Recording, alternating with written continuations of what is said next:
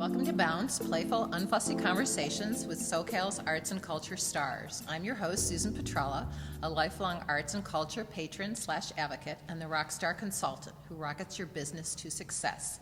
Each Wednesday, but today it's Friday, I'm hanging out with cool, clever, creative individuals. Today's guest is Jon Ng.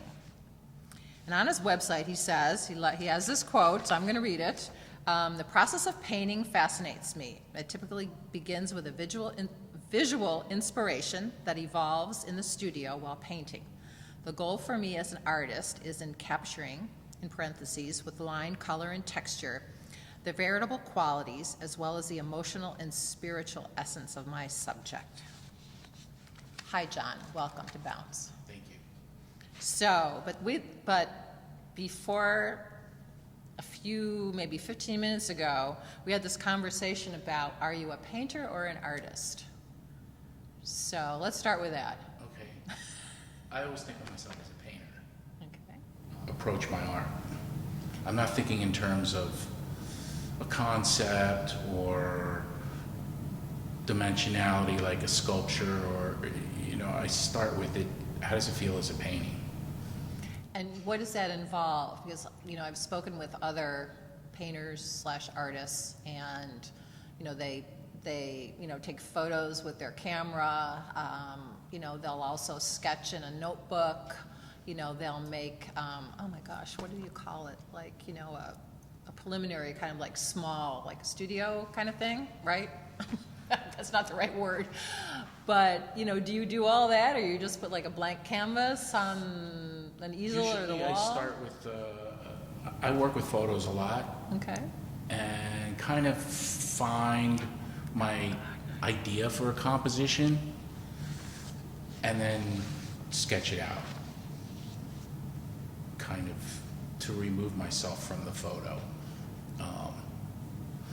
And build it that way. Sometimes what I like to do is, if I'm using a photo, print it out in grayscale, black and white. So I'm not dealing with color yet, I'm just dealing with values. And that way, it helps me block out the composition. Then I'll do an underpainting and build it that way. And Tell me about the underpainting, because we talked about that. it's kind of a classical, it's from classical painting. I'll paint on a color ground. I usually like to do with a medium value red, and then block out my composition with diluted raw umber. And then when I start blocking in lights on top of that, see, I'm starting in the middle range of the value scale instead of working on a white canvas, which is very difficult because you got to go all the way to the other end to get your darks and then go halfway to get your middle values. If you start in the middle, you can go that way and you can go that way, left and right, light and dark. Okay.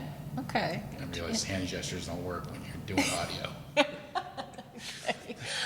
And you've also had an interesting, and I didn't ask this of the other artists, but you've had somewhat of a mentor, in your career also. It's kind of helped out. I was lucky that when I was a sophomore in undergrad, I was in the art department and I had a teacher that, you meet, sometimes you're lucky and you meet a teacher that changes your life. And I took my life drawing classes, my drawing classes, and my painting classes, and my printmaking classes from him. It was a small school, so there was usually like 8 students in the class. Oh, nice. And so it was a big influence on me. And then I saw one of his paintings that he had completed that was taken to a show. Was going to deliver it to a show up in the Bay Area, I think. And it was a beautiful painting of a thoroughbred horse. I was like, oh my God, that's what I want to do. I want to be a painter. And a couple years ago, I was sitting in my studio late at night, and it hit me. Oh my God, I'm doing it. Oh. here, and I'm working in my studio, and and it's a blast. It's what I wanted. It was a lot harder than I ever dreamed it could be. Which is good. It's good you don't know how hard it's going to be, because then you never do it. So how is it hard? Because you mentioned that, talking about this, this my question about, how does a day job affect, an artist's work? You worked as an independent contractor and had kind of a day job, or maybe you still do. Well, yeah, don't quit your day job. The difficulty is there is no security. As an independent contractor, when I was doing that for like 20 years, you don't know where your next job's coming from. There were a bunch of times, literally, I'm at the mailbox going, come on, baby, please be a check in here. Mm-hmm. And, that's easy to do when you're in your 20s. But when you're in your 30s and your 40s and your 50s, it wears on you. Mm. So, but you worked in the decorative arts, so. I worked in the decorative arts, and but you. And what was that? What did you? I was doing faux finishing and murals, strictly residential. We weren't doing commercial. I worked for a small design company, and it was the late 90s, so real estate was booming. It was great because we didn't advertise. It was all word of mouth, and we were booked out 6 months, and it was just a great way to make a living, but also learn your chops. Because I'm painting, but I'm painting on a ceiling, or I'm painting on a wall, and it's drywall, or it's sometimes it was brick, sometimes it's wood paneling. So you had to learn your surfaces and your materials, because this has to last. Sometimes you don't learn that stuff in art school, like from an academic setting. You right. might not get that. What paints, what primers work, which are better than others, and deadlines. You can't wait to be inspired. We got to be out of here by Friday. Let's get to work. So as Paul mentioned earlier, it's time management. And over time, to be successful, you have to develop a discipline to be on time and get it done. Because I'm working in someone's house. Okay. And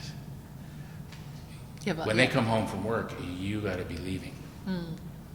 So how do you work in your studio now? Are you there, like Paul mentioned? I try and be in my studio every single day. Okay. I get home from work and have a cup of tea, and then go in the studio. I tell myself for at least an hour. Sometimes that turns into 2 or 3, but it's going into the studio and having a presence there. Otherwise, you'll never get anything done. And the way I have to operate now is I can't do, chunks of time, an 8-hour day in the studio. I've got a day job, but that's okay, because now I can work at it a little bit at a time, like layers of an onion, just kind of building a piece. It's a different way to operate, but also the flip side is that I'm not desperate for a check to come in the mail.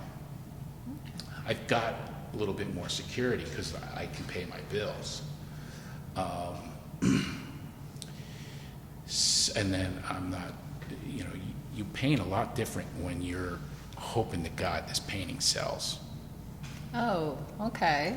So now I don't have to worry about that. I can think, you know what, I'm going to spend a little more time. So you take more this. time then? It's a different mental attitude? You take different types of considerations. There's like 3 lines of work that I'm developing. Okay. And, I can do that. When I was working 10 years ago, it was like, well, that ain't gonna happen because I need to get this painting to so-and-so and they need this or they want this. So I'm gonna focus on those paintings and I gotta get them done and out the door. And because I really needed the money. So, I mean, you know, it's just a different way of operating. So it took me, the way I work now is I can be a little bit more at ease and kind of indulge myself a little bit more in the studio with what I want to paint and what I've always wanted to do something like this. Okay, well, let's get a bunch of canvases ready, and then I've got like 2 or 3 easels in the studio that I can work on simultaneously. Period. And this particular piece is on a digital jacquard loom. So it's a jacquard loom, but it's been, it's got a digital brain now. So what do you have to give them to be able to produce You've got to give that? it a prepared image file. Okay. And Is there a special program you use to create there's that? a special program that is used to create that image file to make it weave ready. The looms that this company uses has 16 colors, a capacity for 16 colors. What is it, warp and weft, so 8 and 8. And from those 8 colors, different colors, they combine and bring them up and present them up through the top of the tapestry, or, to the face, from the back to the face, to create a bunch of other colors. So like the tapestry that's out there, that's from just 16 different colors. Wow. And, you look at that and compare it to the painting, it's kind of, it just blows me away. The first time I saw it, I couldn't believe it. Because all the colors are there from the painting. Yeah. It's like, how will you only have 16 to work from? Right, exactly. Are you going to do more tapestries of your paintings? I'd like to. I've got 3 made so far. So before I go do another one, let me try and sell one first. I guess that is important. One. I might have, a pretty significant collection of tapestries of my own work. And as you're waiting to sell, you mentioned about, we were talking about martial arts, and I'm like, does that give you the zen to be able to wait, like, okay, I'm zen now from my martial arts work, I can wait, to sell it or whatever. I can, I can kind of calm myself down. You know what? I think the biggest lesson I learned from,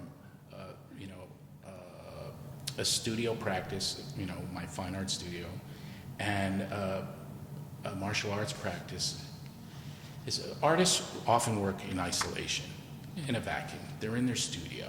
Mm-hmm. The only time we ever see any other artists is at art openings, And so we'll get into this mode of operation or a body of work that we're working on over and over and over again without realizing that, we're just repeating ourselves. We're not really paying attention because there's no one else to tell us. Mm. When I did that in the martial arts studio, that's when you get a black eye. That's when you got contusions on all on your shins and your arms. It's because you're not paying attention. You keep doing the same thing, and you keep getting your butt handed to you. So it just like those parallels. I thought, this is what happens when you keep doing something that doesn't work. You get a black eye. So you can change. You can make an adjustment. You can critique what you're doing and go, I really got to stop that move. I need to adjust my spacing or my timing. But if you don't do that in the studio, you just keep making the same mistake over and over and over again. And there's no change, no development, no growth. So that just made me spend, make sure I'm paying attention to what I'm doing in the studio. Evaluate, there's certain things that I do. I wonder why I do that. And one thing you touched on before when we were talking the other day was, how do you know when something's done? And often in the rush to get a piece done, you sign it and you get it out of the studio. And then you see it a month later or whatever, if it's up on an exhibit. And I had an experience once where it was like, oh my God, what the? So I built in this, I realized I've got to be sure. Well, how are you sure? What's sure? What's sure? So I said, well, let's do it, when it's done, you can say it's done, but come back tomorrow and look at it again. And often what I do is I come back 3 days, 4 days, and each one it's done except for this, and then you work on it, and then, and then you kind of know, you've done that process a few times. You're familiar with how you say something's what's done. done to you? What's You're done. To me, You're done. The first time is not really done. I have to do it 3 times. Okay. And then it's more intuitive. But I built that process into my studio practice. That's one of the things. That's interesting because another artist I interviewed said he's got a landlord that comes in and puts a Post-it note saying, "This is done." He's like, no, it's not done. Or who was somebody else that mentioned about some artist that it's hanging in a museum and he would go in and like take his paints. Oh, really? And thinking oh, it's really not done. He's got to add to it or whatever. So you haven't done that at least, right? No. I don't have any piece in the museum either. Okay, well, whatever, somebody's but house. I'm sure it wouldn't make it through security. It's like, what are you doing? You're not going to sneak in and, at the end of the night or whatever, Or just walk in and take it off the walls and I got to take Sorry, it back. right? This is my done. Yeah. Okay, well, thank you, John, for sharing your story with us.